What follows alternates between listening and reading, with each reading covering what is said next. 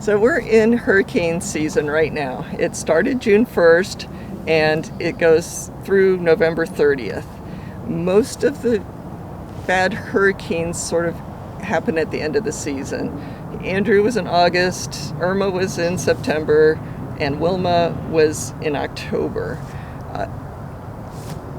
But fortunately, usually the bad storms don't hit when we have mangoes on the tree. But here's my recommendations for your trees right now. We have a hurricane that's sort of forecasted to hit Florida as a Category 3 right now. It's probably going to hit north of South Florida, so it won't impact our grove, hopefully.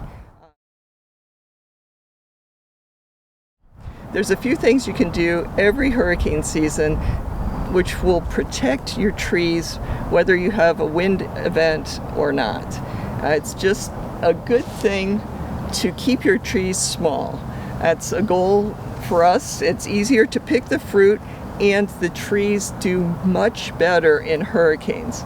You know, the tall trees are the ones that get blown apart by, these high winds. The winds that are further from the ground are actually faster than the winds that are closer to the ground. And also, there's more leverage, more force on the root from the winds. So anyway, keep your trees small. Our goal is 10 to 12 feet. Also, at the end of mango season, try to trim all of your trees. We've done that. We now have a flush of growth on every tree. And so possibly if a hurricane hit, the new growth might get ripped off because it's more tender, but the structure of the tree would be intact. So small trees are a good thing. Second thing is, of course, take all of your stuff inside that you can in the garage into protected areas. You don't want things flying around.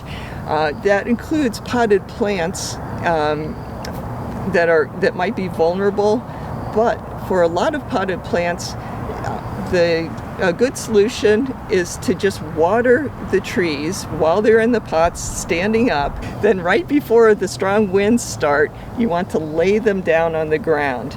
That way they're going to have plenty of fluids in their systems, the leaves, the roots, the trunk, everything, and they'll be able to recover very quickly once those winds pass.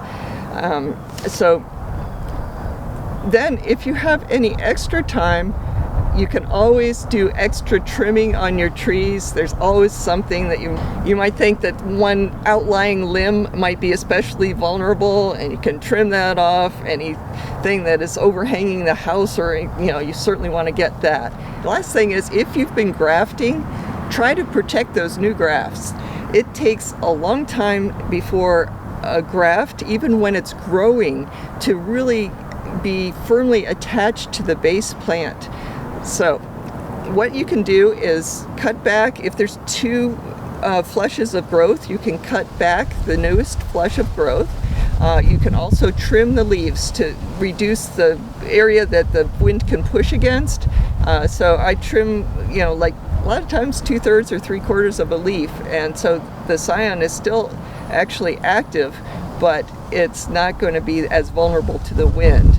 And the other thing you can do with your grafts is to reinforce the union.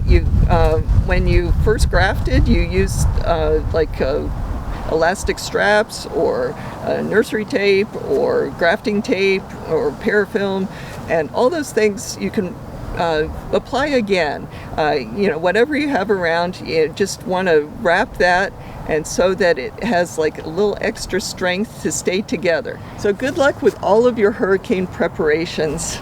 I know it's a lot of work, but it's worth it if you can protect your trees and your home and your family.